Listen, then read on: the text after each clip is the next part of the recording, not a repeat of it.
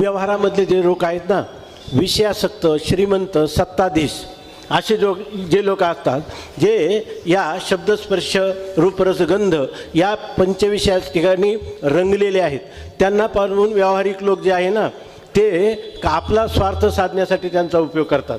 पण आता जागा रे भाईनो, जागा सांगत नाही. ही सत्ता संपदा ही क्षणभंगूर आहे, अनित्य आहे, मिथ्या आहे, दोषदर्शनाने युक्त आहे, पारतंत्र्यात लोटणारी आहे, हे सांगत नाही. वा वा, त्यांचे सत्कार करतात.